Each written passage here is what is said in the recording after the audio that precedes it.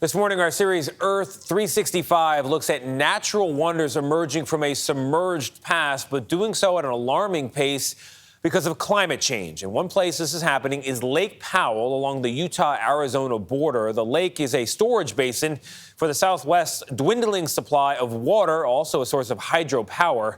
And a mega drought has drained the lake to historically low levels.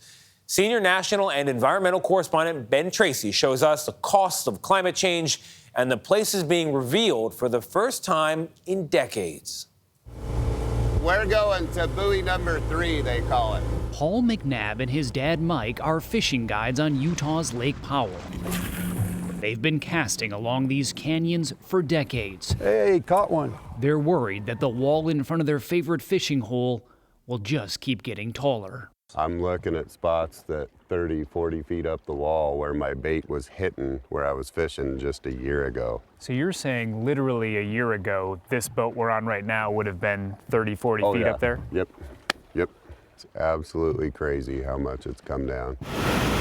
Lake Powell has dropped nearly 40 feet in just 1 year. These satellite images show how quickly it has shriveled up during a 22-year-long mega drought. As climate change makes the West hotter and drier, this massive reservoir is now less than 24% full. That white bathtub ring is where the water was before the drought began, 177 feet higher than it is now. If the lake continues to keep going down at the rate that it is, it's a pretty scary situation. What do you predict about the future of this business you got? I would say that we got 5 years left.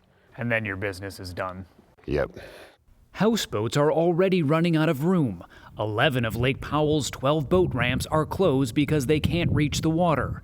If the lake keeps falling, the Glen Canyon Dam won't be able to produce hydropower, impacting the electricity supply for more than 5 million people in 6 states.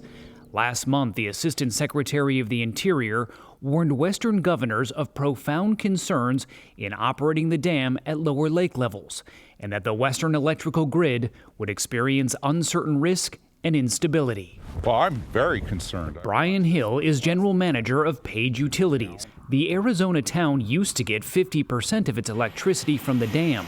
That's been cut in half as lake levels have fallen.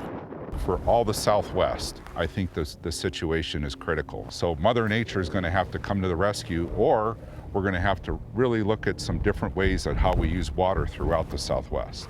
Lake Powell is considered a savings account, banking excess water and then sending it down the Colorado River to Lake Mead, the nation's largest reservoir. This river system supplies water for 40 million people in the West. In an unprecedented move, the federal government is holding back most of the water that would have been sent downriver and propping up Lake Powell with water from reservoirs upriver.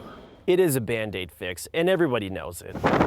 Eric Balkin runs the Glen Canyon Institute, named for the massive canyon that was flooded to create Lake Powell back in the 1960s after the dam was built. At this moment, Lake Powell was born.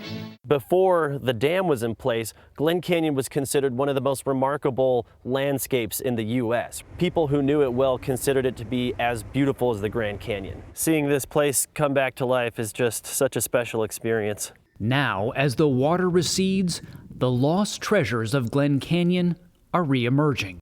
This is just stunning in here. It's a very special place. Balkin took us into what's known as Cathedral in the Desert, a massive cavern of undulating rock and a trickling waterfall. So that part of the chamber has not been seen since the 1960s. When we were here last year, we were parking our boats right here. And now, one of the largest natural bridges in the country has risen out of the water. This bridge was covered by water, so what we're boating under, you used to be able to boat over. You used to be able to boat over the top of this bridge. And you think we'll be hiking under here? I think we'll be hiking under here probably in the next few years. This is amazing. It's like a dead forest coming out of the water. Yeah, we call them ghost forests. Forests once drowned on the canyon floor are reappearing. New plants and trees are starting to grow nearby. And Balkin says ancient footholds from indigenous people who climbed here more than 1,000 years ago can now be seen. As more and more of these incredible one-of-a-kind features come out of water, there's no reason they shouldn't be protected.